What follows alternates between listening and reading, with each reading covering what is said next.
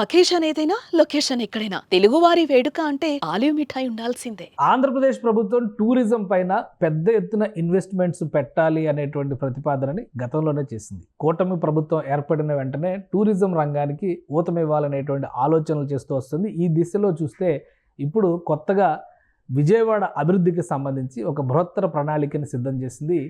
Vijayawada municipal కార్పొరేషన్తో సంబంధం లేకుండా CRDA పరిధిలో జరిగేటువంటి నిర్మాణ ప్రక్రియగా దీన్ని చేపట్టేటువంటి అవకాశాలు ఎక్కువగా కనిపిస్తున్నాయి. ఆంధ్రప్రదేశ్ ప్రభుత్వం సిద్ధం చేసినటువంటి ఆ ప్రణాళిక ఏంటి తెలుసుకునేటువంటి ప్రయత్నం చేద్దాం. 4 దశలుగా విజయవాడ అమరావతి మధ్య అతిపెద్ద టూరిజం ప్రాజెక్ట్ డెవలప్మెంట్ కాన్సెప్ట్గా దీన్ని మనం చూడాల్సి ఉంటుంది. ఇందులో చూస్తే ఒక ఫేజ్లో విజయవాడ నగరానికి సంబంధించి కృష్ణా తీరంలో జరిగేటువంటి సుందరీకరణ, అలానే tourism related ventures, public private people పార్ట్నర్షిప్తో చేయబోయేటువంటి 4P అనేటువంటి నినాదాన్ని ఏపీ సీఎం చంద్రబాబు నాయుడు అందిపుచ్చుకున్నారు. అదే క్రమంలో దీనికి సంబంధించినటువంటి చర్చలు జరుగుతున్నాయి. విజయవాడ అమరావతి గేట్వే ప్రాజెక్టుగా దీనికి నామకరణం చేశారు. ఈ ప్రాజెక్టుకి సంబంధించి మౌలికమైనటువంటి చర్చలు ఇప్పటికే ముగిసినాయి. దీనిపైన ఎటువంటి బ్యూటిఫికేషన్ చేయాలనే దానిపైన చేసిన ప్రపోజల్స్ని ఒకసారి మనం పరిశీలించే ప్రయత్నం చేద్దాం. మొదటగా ఇందులో విజయవాడ నగరంలో చేయబోయేటువంటి డెవలప్మెంట్ పైన అందరిలోనూ ఆసక్తి ఉంది.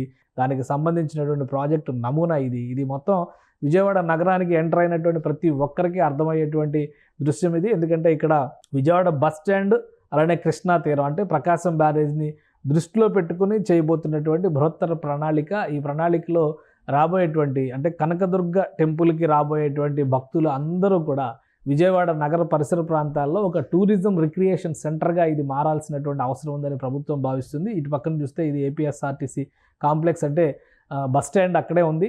ఇక్కడ నుంచి ప్రభుత్వ కార్యకలాపాలు, ప్రభుత్వ కార్యాలయాలు కూడా ఈ కాంప్లెక్స్ నుంచి చాలా నడుస్తున్నటువంటి పరిస్థితి ఉంది. అయితే ఇక్కడ ఈ పరిధిలో ప్రస్తుతం విజయవాడ మున్సిపల్ కార్పొరేషన్ కార్యాలయం కూడా అక్కడే ఉంది. అయితే దాన్ని తరలించాల్సినటువంటి పరిస్థితి కనిపిస్తుంది. ఇటు సైడ్ అంతా కూడా విజయవాడ నగరానికి సంబంధించినటువంటి రద్దీ ప్రదేశం, కాళేశ్వరం మార్కెట్, ఇవన్నీ కూడా కనిపిస్తాయి ఇక్కడ. సో ఇది ప్రధానమైనటువంటి కృష్ణానది నుంచి వెళ్ళేటువంటి ప్రధానమైనటువంటి కాలువ. ఇది అసలైనటువంటి కృష్ణానది. సో ఈ పరిసర ప్రాంతాలన్నింటినీ దృష్టిలో పెట్టుకొని ఒక బృహత్తరమైనటువంటి ప్రాజెక్ట్ని రాష్ట్ర ప్రభుత్వం డిజైన్ చేస్తోంది. దాని లేఅవుట్ ప్లాన్ చూస్తే కూడా ఎవరైనా ఆశ్చర్యపోతారు. ఇక్కడ ఒక భారీ 5 స్టార్ హోటల్ రాబోతుంది, భారీ కన్వెన్షన్ సెంటర్ రాబోతుంది. దానికి సంబంధించినటువంటి నమూనాలను కూడా ఇక్కడ ఐడెంటిఫై చేసి పెట్టారు. ఈ నమూనాలు నంబర్ 1, 2, 3 అని కనిపిస్తున్నటువంటి నమూనాలని చూస్తే క్లియర్గా ఈ ప్రాజెక్టుకి సంబంధించినటువంటి విశేషాలన్నీ మనం అర్థం చేసుకోవచ్చు. ఇక ఈ ప్రాజెక్టులో ఉండబోయేటువంటి ఆకర్షణలు ఒకసారి పరిశీలించేటువంటి ప్రయత్నం చేద్దాం. ఇది విజయవాడ అమరావతి గేట్వే ప్రాజెక్టు కింద నామకరణం చేశారు. దీనిలో ఏమేమి డెవలప్మెంట్ అంశాలు ఇంక్లూడ్ అయి ఉన్నాయో ఒకసారి చూద్దాం. బిజినెస్ క్లాస్ 5 స్టార్ హోటల్, అతిపెద్ద 5 స్టార్ హోటల్ ఆ లొకేషన్లో రాబోతుంది. ఇక భారీ కన్వెన్షన్ సెంటర్ రాబోతుంది. ఫ్యామిలీ ఎంటర్టైన్మెంట్ సెంటర్ టవర్, ఇది కూడా చాలా ముఖ్యమైనది. వాస్తవానికి ఏంటంటే విజయవాడ నగరంలో అంబేద్కర్ విగ్రహాన్ని 126 అడుగుల అంబేద్కర్ విగ్రహాన్ని విజయవాడ నగరం నడిబొడ్డులో పెట్టారు. గత ప్రభుత్వ హయాంలో వైఎస్ జగన్మోహన్ రెడ్డి తీసుకున్నటువంటి నిర్ణయం ఇది. వాస్తవానికి విజయవాడలో ఉన్నటువంటి అతిపెద్ద ఓపెన్ గ్రౌండ్ అక్కడ ఉన్నటువంటి పీడబ్ల్యూడి గ్రౌండ్ మాత్రమే. ఆ గ్రౌండ్లో ఇటువంటి సిటీ సెంటర్ని డెవలప్ చేయాలనేటువంటి ఆలోచన కూటమి ప్రభుత్వం గతంలో ఉన్నటువంటి చంద్రబాబు నాయుడు ప్రభుత్వం చేసింది. అయితే ఆ తర్వాత అది ముందుకు వెళ్లకుండానే ప్రభుత్వం మారింది.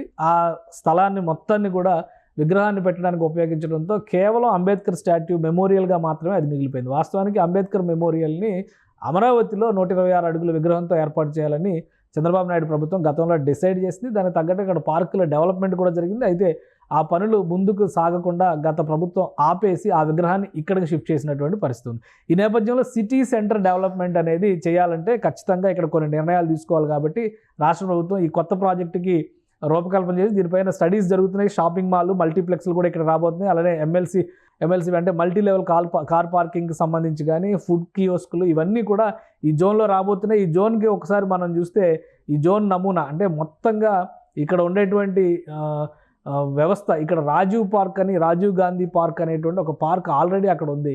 సో దాంతో సహా ఈ రెడ్ కలర్ లేఅవుట్ వేసినటువంటి ప్రదేశం మొత్తం కూడా మీరు ఒకసారి గమనిస్తే ఈ ప్రదేశం మొత్తాన్ని కూడా ప్రస్తుత ప్రభుత్వం ఇది ఒక సెంట్రల్లీ లొకేటెడ్ రిక్రియేషన్ సెంటర్ కింద డెవలప్ చేయాలనేటువంటి ఆలోచన చేస్తుంది. ఈ క్రమంలో ఇక్కడ నుంచి 2 ప్రధానమైనటువంటి నిర్ణయాలు జరగాల్సినటువంటి పరిస్థితి ఉంటుంది. కాంప్లెక్స్ అంటే మేయర్ మున్సిపల్ కార్పొరేషన్కి సంబంధించినటువంటి ఇవన్నీ కూడా ఇక్కడ ఈ ప్రదేశంలోనే ఉన్నాయి. వాటన్నిటిని కూడా తరలించాల్సి ఉంటుంది. గతంలో చంద్రబాబు నాయుడు ప్రభుత్వ హయాంలోనే ఈ మార్గం మొత్తాన్ని కూడా కనకదుర్గ ఫ్లైఓవర్ వేయడానికి కావాల్సినట్టుగా డెవలప్ చేశారు. సో అన్నిటినీ దృష్టిలో పెట్టుకొని ఈ భారీ ప్రాజెక్ట్ని డెవలప్ చేయాలనేటువంటి ఆలోచన రాష్ట్ర ప్రభుత్వం చేస్తుంది. ఇందులో 12 రిటైల్ మాల్స్ ఉంటాయి, 4 స్టార్ హోటల్ ఉంటుంది, 5 స్టార్ హోటల్ ఉంటుంది, అలానే greenery development, green belt development ఉంటుంది. ఈ ప్రదేశంలో ఉన్నటువంటి సబ్స్టేషన్ కూడా తరలించాలని, ఈ ప్రాంతంలో సబ్స్టేషన్ ఉంది, విజయవాడ నగరానికి పవర్ సప్లై చేసేటువంటి సబ్స్టేషను, దీన్ని కూడా తరలించాలనేటువంటి ఆలోచన ప్రతిపాదన ఇందులో చేశారు. ఈ ఆనుకుని ఉన్నటువంటి ప్రదేశం మొత్తం కూడా పుష్కర్ ఘాట్లు ఉన్నాయి. సో అందుకని బ్యూటిఫికేషన్ చేస్తే వచ్చేటువంటి టూరిస్టులకి ఇటు కనకదుర్గ గుడి, ఇటుపక్క రైల్వే స్టేషన్, ఇటుపక్క బస్ స్టాండ్, ఈ జోన్ మొత్తాన్ని కూడా సెంట్రల్లీ టూరిస్ట్ స్పాట్ కింద డెవలప్ చేయడానికి అత్యంత అనువైనటువంటి ప్రదేశంగా రాష్ట్ర ప్రభుత్వం గుర్తించింది. సో దీనికి సంబంధించినటువంటి అధ్యయనాలు వరుసగా జరుగుతున్నాయి.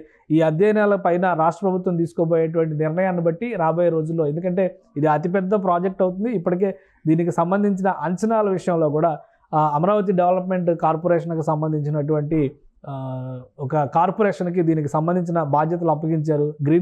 గ్రీన్ కారిడార్ల డెవలప్మెంట్ మొత్తం కూడా ఈ ఏడీసీనే చూస్తుంది. అలానే ట్రాన్స్కోకి సంబంధించి కార్పొరేషన్కి సంబంధించిన కార్యాలయాల తరలింపు బాధ్యతలు 5 శాఖల ఆధ్వర్యంలో ఈ ఏర్పాట్లన్నీ కూడా జరుగుతున్నాయి. రాజీవ్ గాంధీ పార్కు, నదీ ముఖద్వారాలన్నింటినీ కూడా ఒక గ్రీన్ బెల్ట్ జోన్గా డెవలప్ చేయాలనేటువంటి నిర్ణయాలను తీసుకుంది. సో ప్రతి చోట కూడా అమరావతికి వెళ్ళేటువంటి వాళ్ళకి, అలానే విజయవాడ నగరంలో కనకదుర్గ గుడి దర్శనానికి వచ్చేటువంటి వాళ్ళకి కూడా ఈ ప్రాజెక్టు వీలైనంత పెద్ద విహార కేంద్రంగా మార్చడానికి అవకాశం ఉంటుంది. ఎందుకంటే విజయవాడ అంతా కూడా కమర్షియల్ సెంటర్ కాబట్టి అక్కడ రిక్రియేషన్ జోన్స్ చాలా తక్కువగా ఉన్నాయి. కృష్ణా తీరం ఉన్నప్పటికీ కూడా ఆశించిన స్థాయిలో దాన్ని ఎవరు కూడా గతంలో డెవలప్ చేయలేదు. సో ఒక ప్రెస్టీజియస్ ప్రాజెక్టుగా అమరావతి విజయవాడ గేట్వే ప్రాజెక్టుగా దీనికి నామకరణం చేశారు.